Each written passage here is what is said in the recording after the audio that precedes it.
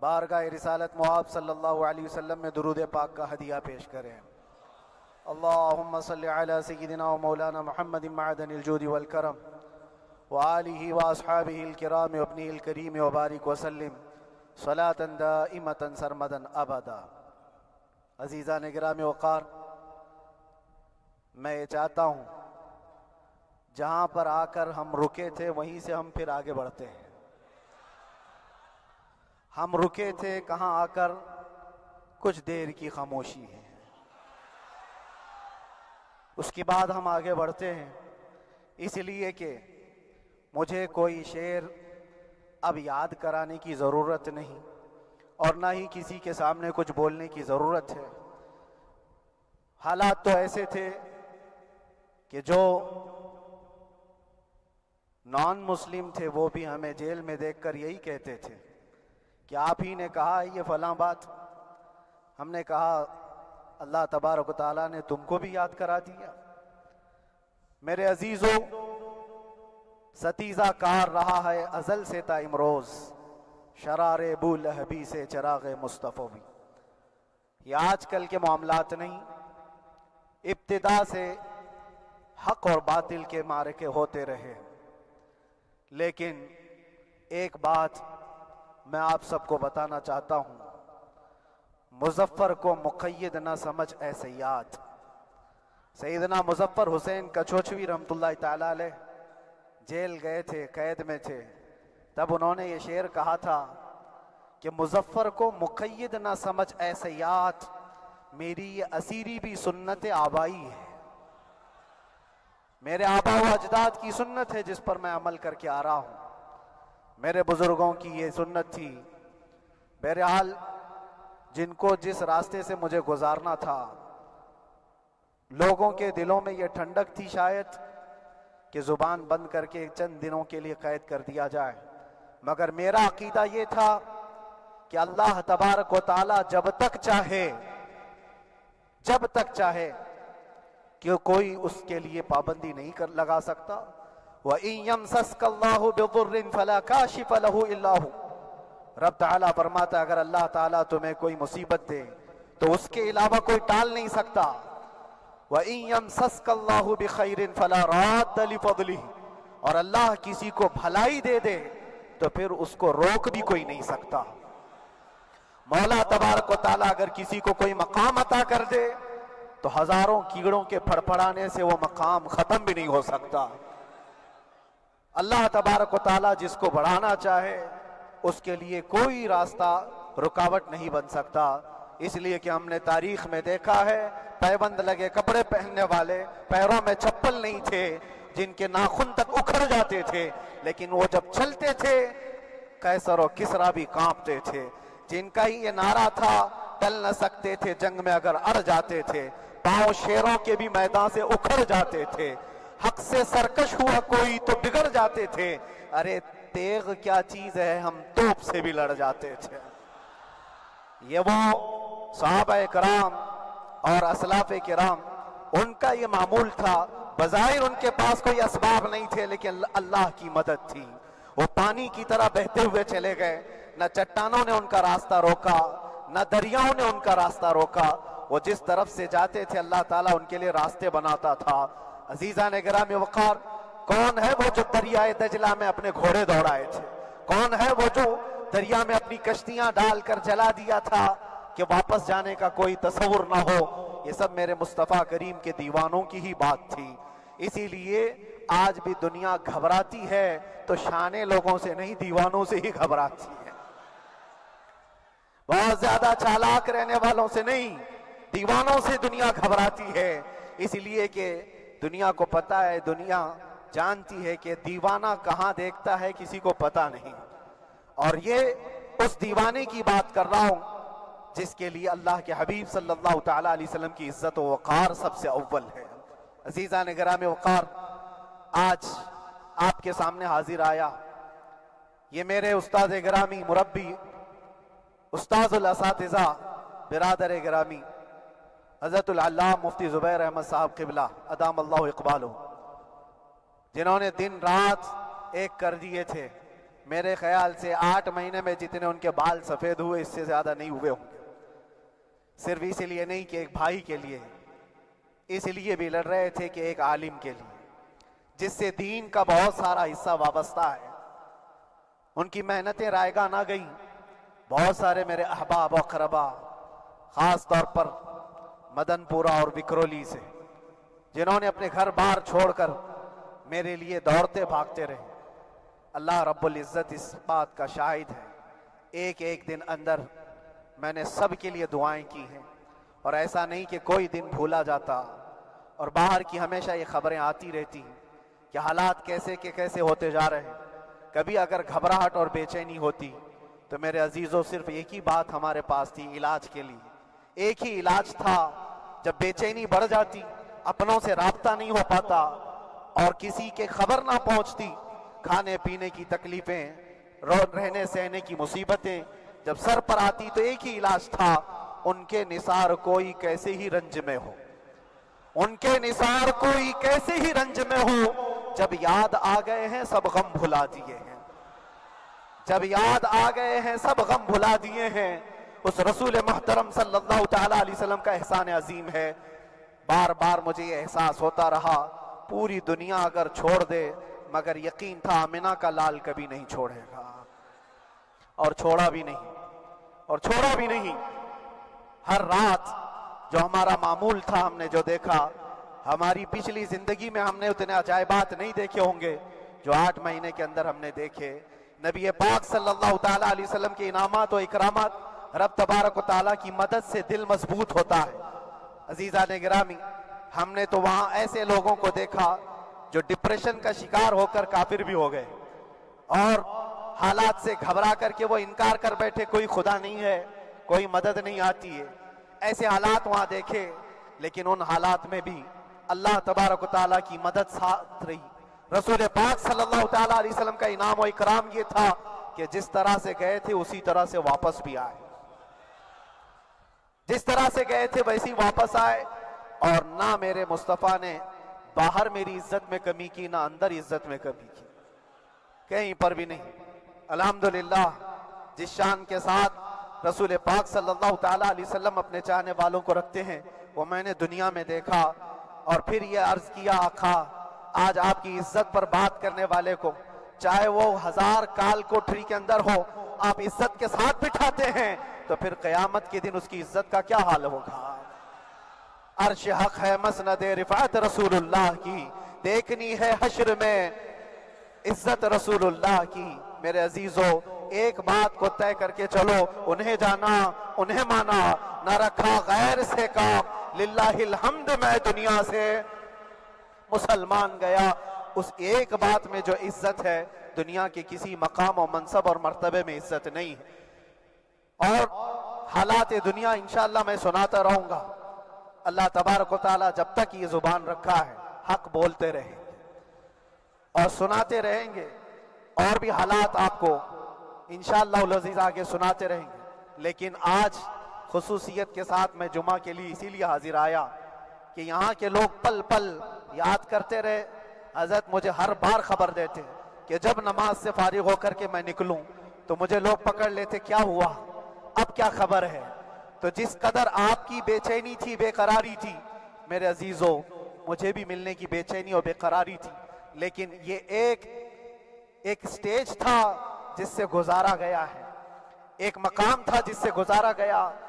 میں تو ایک نکما آدمی، میں تو ایک کم پڑا ہوا ہوں، لیکن آپ کو بزرگان دین کی اگر تاریخ پتہ ہو، امام اعظم ابو حنیفہ رضی اللہ تعالیٰ عنہ جن کو ناحق جیل میں رکھا گیا تھا، امام موسیٰ کاظم رضی اللہ تعالیٰ عنہ 7 سال تک قید میں رہے. یہ کون امام موسیٰ کاظم؟ جن کے دربار میں جانے کے لیے غوث اعظم عبد القادر جیلانی رضی اللہ تعالیٰ عنہ 4 کلومیٹر دور اپنی چپل اتار دیا کرتے تھے. امام موسیٰ کاظم کا وہ دربار ہے جن کو باب الحوائج کہا جاتا ہے. اس امام کو 7 سال تک بغیر کسی قصور کے قید میں رکھا گیا، اور حد تو یہ ہے کہ اسی قید خانے میں زہر دے کر کے آپ کو مارا گیا ہے. آپ کا جنازہ جیل سے نکلا تھا. امام احمد بن حنبل جن کو 5 لاکھ حدیثیں یاد ہیں نبی پاک صلی اللہ تعالیٰ علیہ وسلم کی، بغداد کے سرے بازار آپ کو ننگی پیٹھ پر کوڑے مارے گئے. آپ کو اندازہ ہے بزرگان دین کی ایک لمبی فہرست ہے. جب میں وہاں گیا تھا تو ایک بزرگ کی بڑی یاد آئی. وہ تھے حضرت مجدد الفسانی رضی اللہ تعالیٰ. اکبر جیسے ڈکٹیٹر کے سامنے, اس زمانے کے سب سے بڑے ڈکٹیٹر بادشاہ کے سامنے آپ نے حق بات کا اعلان کیا تھا. مجدد الفسانی رحمت اللہ تعالیٰ علیہ نے فرمایا تھا کہ اسلام نام سے جو دین ہوگا وہ محمد عربی کا لایا ہوا ہی دین ہوگا, کسی اور بادشاہ کا بنایا ہوا نہیں ہوگا. اس بات پر آپ کو قید میں ڈالا گیا تھا, 8 سال تک قید میں رکھا گیا. 8 سال میں بادشاہ مر بھی گیا, بیٹا بادشاہ بنا, لیکن کسی نے آ کر جہانگیر کے سامنے یہ بات رکھی کہ آپ کے باپ نے جس مولانا کو قید میں ڈالا تھا گوالیار کی جیل میں, 8 سال میں جیل کا نقشہ بدلا ہوا ہے. تو بادشاہ نے پوچھا ہوا کیا ہے؟ کہا کہ اس مولانا نے 8 سال میں تقریباً 700 قیدیوں کو عالم بنا دیا ہے. درس حدیث, درس تفسیر, قرآن کا علم, نمازیں جماعتوں سے وہاں اس طرح ادا ہوتی ہیں جیسے لگتا ہے گنبد خضرا کی چھاؤں میں ہے. رب تبارک و تعالیٰ کا یہ احسان عظیم تھا. ان 8 مہینوں میں بحمدہ تعالیٰ میں نے اپنی لائف میں کبھی اتنی امامت نہیں کی تھی جتنی وہاں امامت کیا. اس لیے کہ پابندی نہیں ہو پاتی. جب جب امام رہا مسجد میں چھٹیاں ہوا کرتی تھی, ادھر ادھر آنا جانا, لیکن وہاں پر کبھی کسی نماز میں چھٹی نہیں ہوئی. اور امامت اللہ تبارک و تعالیٰ کو جہاں لینا ہے وہاں لیتا رہے. اور مجھے اس بات کا تھوڑا قلق تھا. 24 سال سے میں تراویح سنا رہا تھا. 24 سال, 24 تراویح ہو چکی تھی.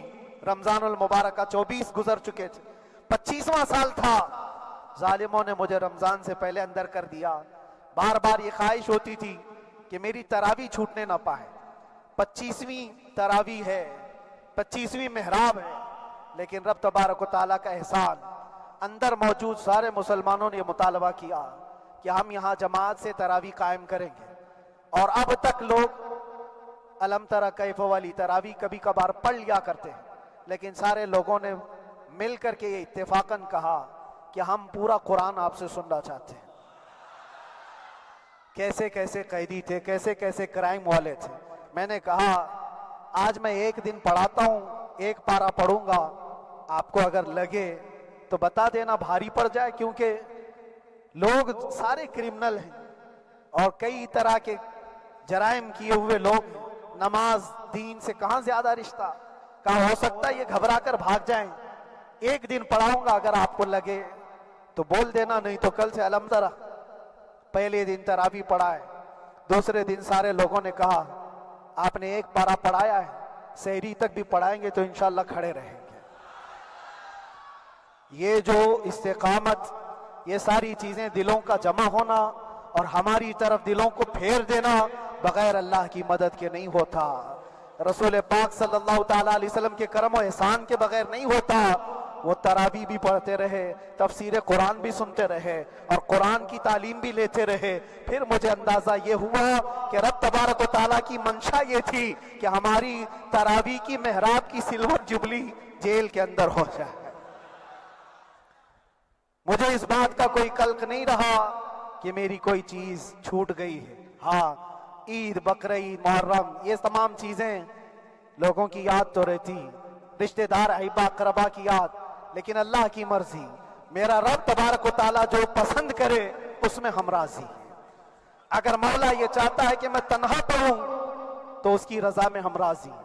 اگر وہ چاہتا ہے کہ مجمع ہزاروں میں ہم نماز ادا کریں تو اس کی مرضی پر ہم قائم ہیں.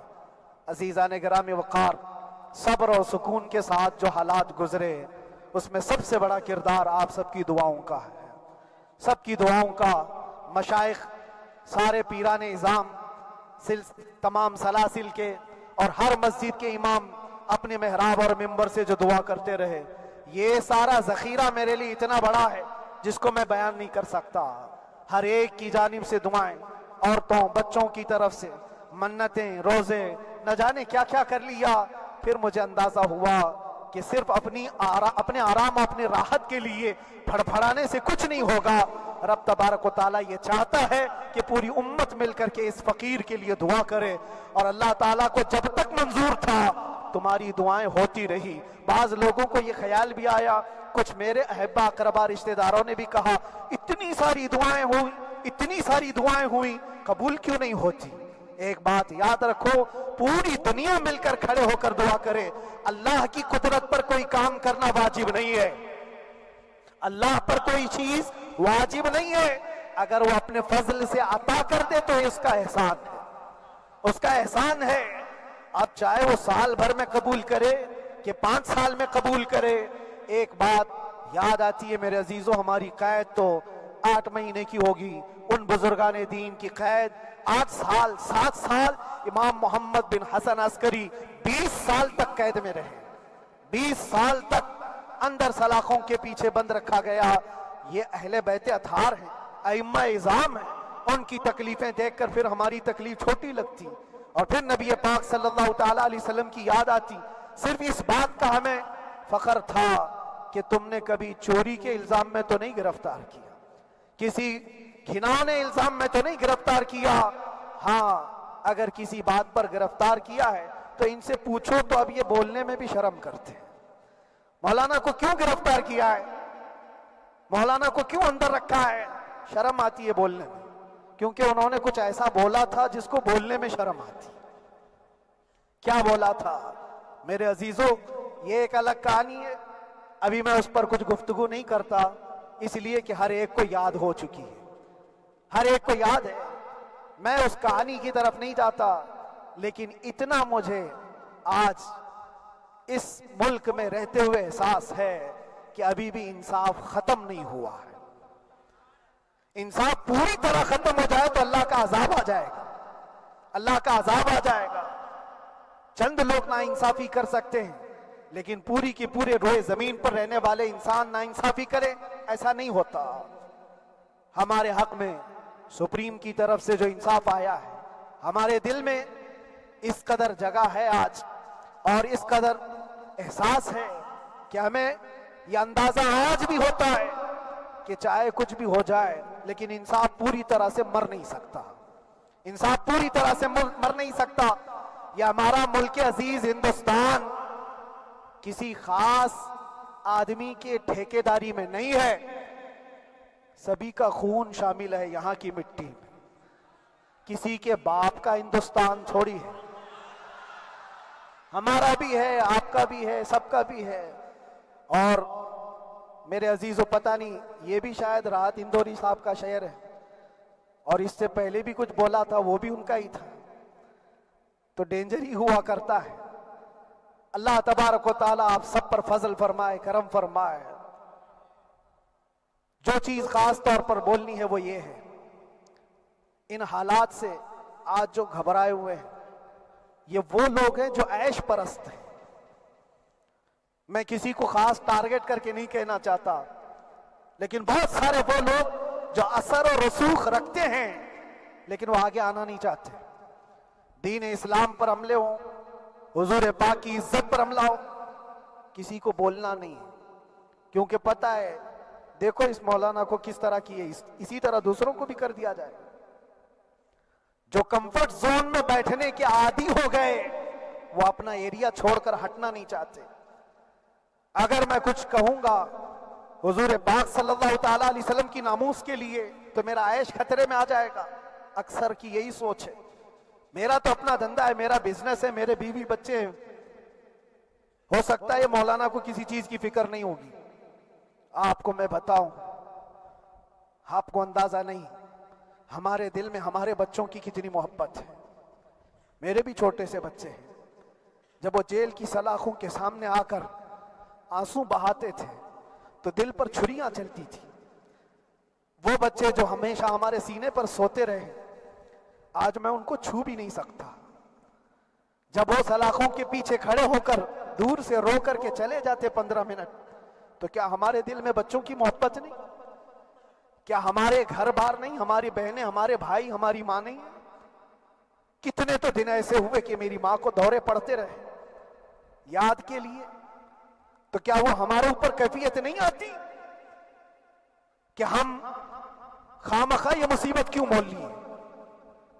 میری بیٹی تو جھگڑا کرتی اس بات کو کہ کیوں آپ اکیلے ہو، بہت سارے لوگ ہیں سب کا خیال کرتے ہوئے، لیکن میرے عزیزو یہ ان کی اپنی محبت ہے، سارا ایک پریوار اور اس سے زیادہ میرے شاگردوں کی ایک دنیا ہے۔ کتنے ایسے ہیں میں جانتا ہوں کہ 8 مہینے تک نرم غذا نہیں کھائی میرے ان بچوں نے، میں جانتا ہوں ان کا صرف یہ خیال تھا کہ اندر پتہ نہیں جیل میں آپ کیا کھا رہے ہوں گے، ہم یہاں نرم غذا نہیں کھائیں گے، گوشت مچھلی نہیں کھائی، حالانکہ یہ کوئی چیز تمہارے اوپر واجب نہیں تھی۔ یہ حالات میں اس لیے بتا رہا ہوں میرے عزیز، کسی کے وہم و گمان میں اگر یہ ہے تو نکال دے کہ میرے آس پاس کچھ نہیں ہے، میں کسی کو چاہتا نہیں، یا میرے ساتھ محبتیں نہیں ہیں۔ کثرت سے محبت کرنے والے لوگ ہیں میرے پاس، میرے ان بھائیوں کی اور میرے بہنوں کی، میرے گھر والوں کی محبت تو ایسی ہے کہ ان کے گھروں کے بچوں کے معاملات بھی بغیر مجھ سے پوچھے نہیں ہوتے۔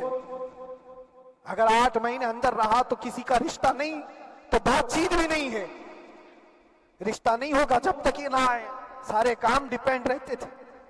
مجھے بھی ان تمام چیزوں کا احساس ہے، لیکن یہ سب چیزیں ایک طرف، میرے مصطفیٰ کی عزت اپنی طرف۔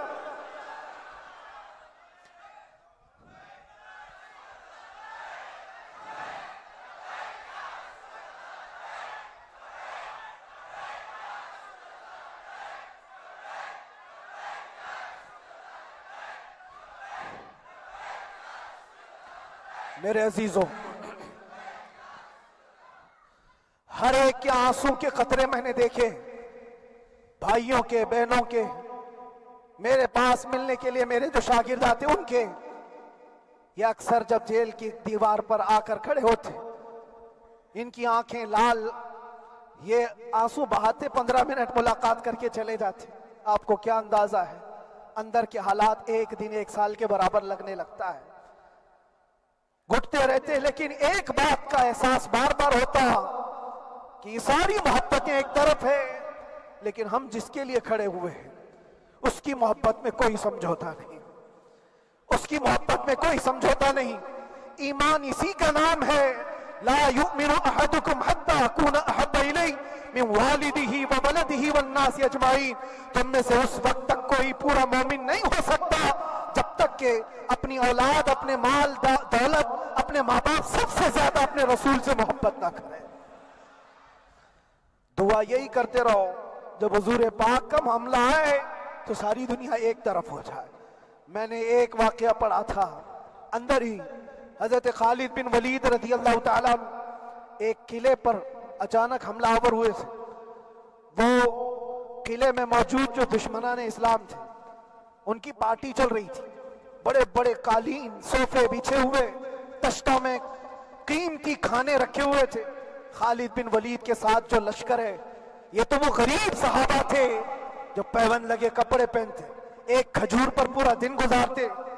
جب یہ اس قلعے پر حملہ آور ہوئے تو دشمنان اسلام جو تھے وہ مقابلہ کرنے کی ہمت نہ جٹا سکے، بھاگ گئے، سب سارا مال سب چھوڑ کر بھاگ گئے، بغیر کسی جنگ کے، بغیر کسی قتل قتال کے پورا قلعہ فتح کیا خالد بن ولید نے۔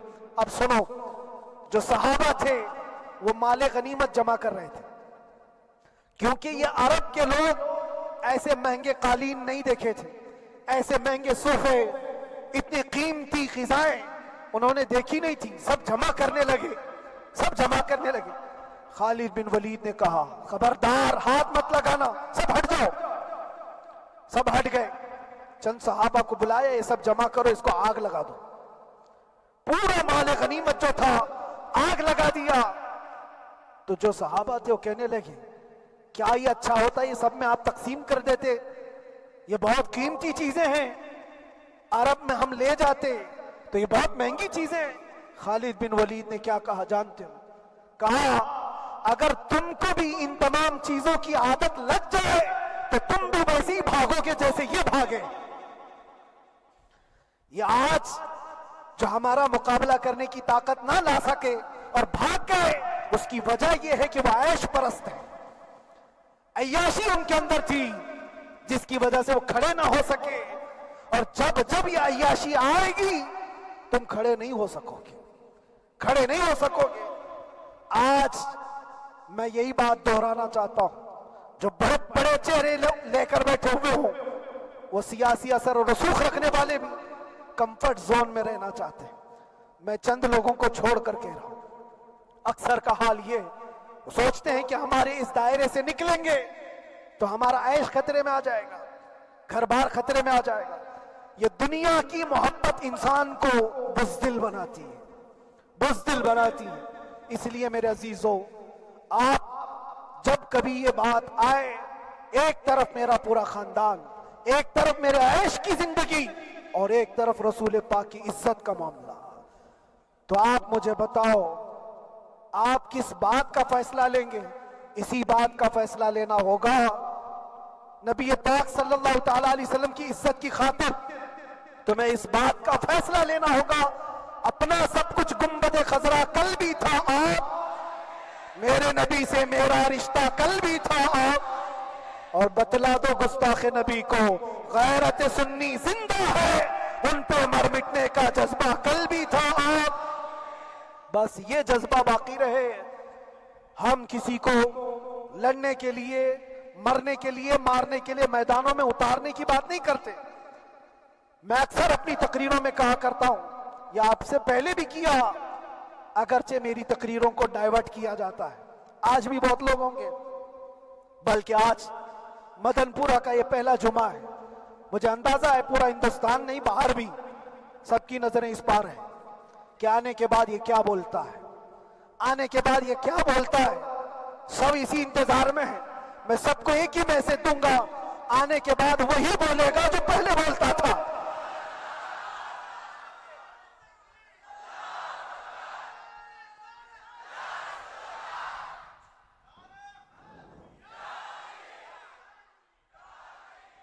اگر کچھ غلط ہوتا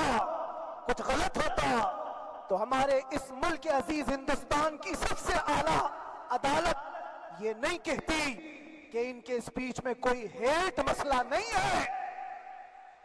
وہ ہمیں اندازہ ہے میرے عزیزوں، ہاں جہاں غلطی ہوگی ہم بھرے اعلان کے ساتھ کہیں گے کہ ہم سے یہ غلطی ہو گئی، ہم سے یہ خطا ہو گئی، زبان پھسل گئی۔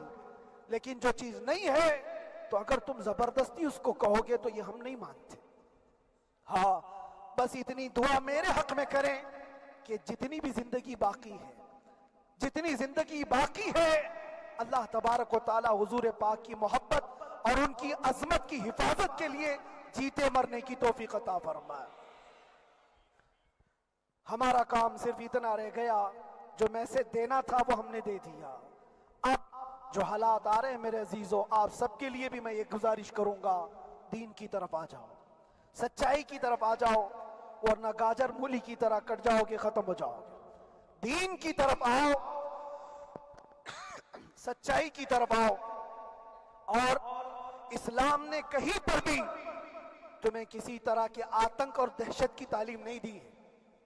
کہیں پر کسی ٹیررسٹ کی کوئی بھی تعلقات کی کہیں مجھے کوئی بات بتا دو۔ اگر کوئی مسلمان اس طرح کی حرکتیں کر جاتا ہے جس کو یہ لوگ بدنام کرتے ہیں تو ہم سمجھتے ہیں اس کا اسلام سے تعلق نہیں ہوگا۔ اسلام سے تعلق ہوتا تو اس کے اندر صدیق اکبر اور فاروق اعظم کی ادائیں ہوتی۔ آج آپ کو وہ معاشرہ زندہ کرنے کی ضرورت ہے۔ میں نوجوانوں سے کہوں گا، بہت دن گزار لیے ٹک ٹاک پر مجرے، اور تمہارے اس انٹرنیٹ کی دنیا پر جس طرح تم نے آوارگی کر لی ہے، اب وقت کم بچا ہے۔ آ جاؤ میرے نبی پاک کی گنبد کی چھاؤں میں، عزت وہیں پر ہے، انہی کے قدموں میں عزت ہے، اور یہاں پر بھی ہے اور آخرت میں بھی ہے، آخرت میں بھی ہے۔ بس اس عزت کے لیے آپ سب سے میں گزارش یہ کروں گا، سچائی کی طرف واپس آ جاؤ، سچائی کی طرف واپس آ جاؤ۔